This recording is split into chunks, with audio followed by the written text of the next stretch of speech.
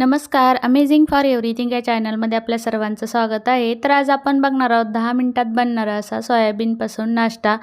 चला तर मग रेसिपीला सुरुवात करूया।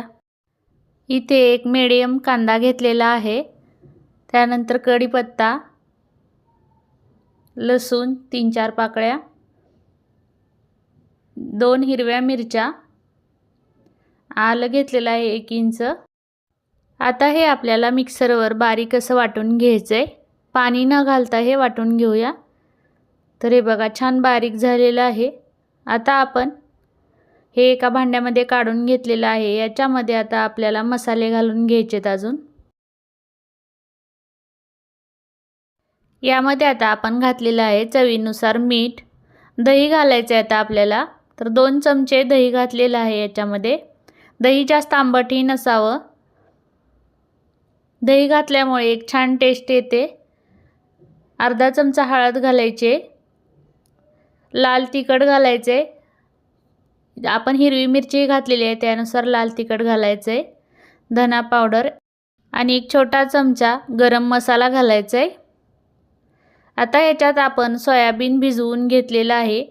गरम पाण्यामध्ये सोयाबीन घालून ठेवलं होतं 5 मिनिट आणि पाण्यातून काढल्यावर त्याचं पाणी सगळं पिळून काढायचे आणि हे आपल्याला आता मसाले लावून घ्यायचे सोयाबीनला।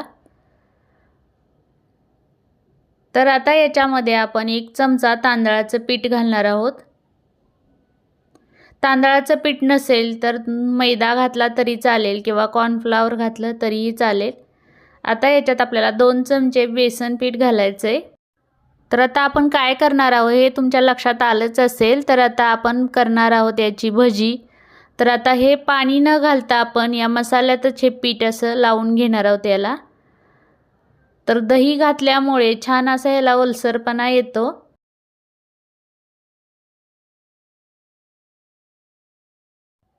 हे बघा पूर्ण सोयाबीन सांडग्याला हे मसाला लागलेला आहे। आता आपण दुसरीकडे तेल गरम करत ठेवलेलं आहे।